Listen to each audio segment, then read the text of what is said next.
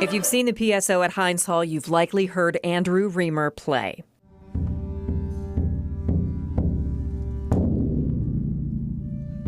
We caught up with him at rehearsal recently. He's been principal percussionist in Pittsburgh since 2008. His career, though, started across the state. It was extremely wonderful and beneficial and very formative. I was a real, young player in my 20s, and I was playing a lot with the Philadelphia Orchestra, so it was like, it was just beyond fantastic. The roots of Andrew Reamer's musical success. So my dad taught us all, and he formed this group. We called it the Company of Drummers, and he used to go to fife and drum corps musters. My father was my first teacher, and he actually taught a lot of the kids in the neighborhood how to drum, and some of them are still drumming professionally. Reamer's father, drum teacher, drum repairer, and drum maker. This particular setup with this shop, the lineage, I've traced it back to 1858. Reamer tells the story of America's percussion history in his work outside the symphony. That's what this wood's for, and this will get bent in the circles, and I steam bend these, which is a whole nother day. I have to be off from the symphony. Okay. Because all these long processes take a lot of time. Keeping the Drummers Service Company going strong. Buddy Rich is on here. It's faded out. Peter Erskine, Louis Belson. Legendary drummers have signed the drum heads on the wall of his shop. Started during the Civil War, Drummers Service was eventually passed on to Reamer's father. The company evolved to include stick making, which involves way more precision than I ever knew. So when I want to match up a pair of sticks, and this is the pitch part. Something Andy Reamer is competitive about. That was obvious. Could you hear the first two different too? Really low. 71 and 73 might go together. Yeah, they might go together.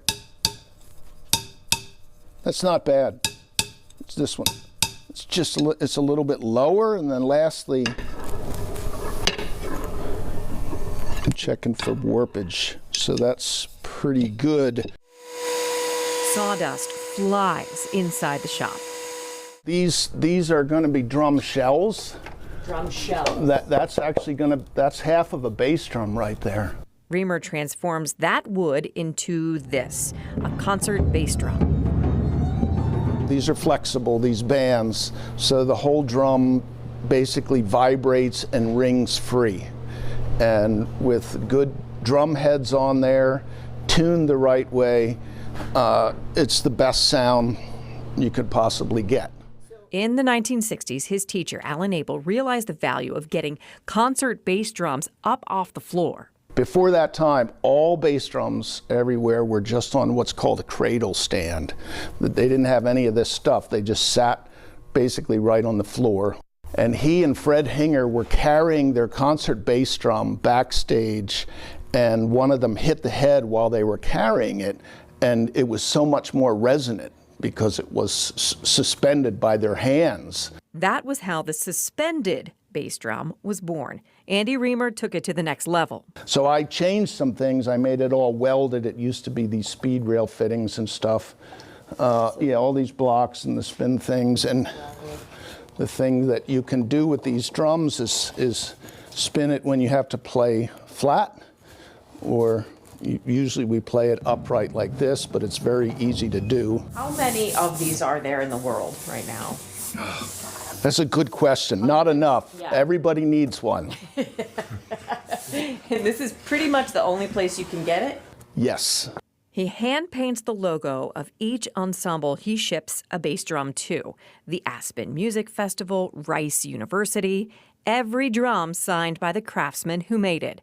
Soon, though, Reamer says he's ready to pursue other passions. He hopes somebody out there who loves percussion and loves woodworking can shepherd his shop into the next 166 years. I hope and pray for the right person to come along, because you really have to love it first. Also, he will soon take his final bow as a member of the PSO. I'm actually retiring in September. Shut up. Yeah. Oh my gosh. Yeah.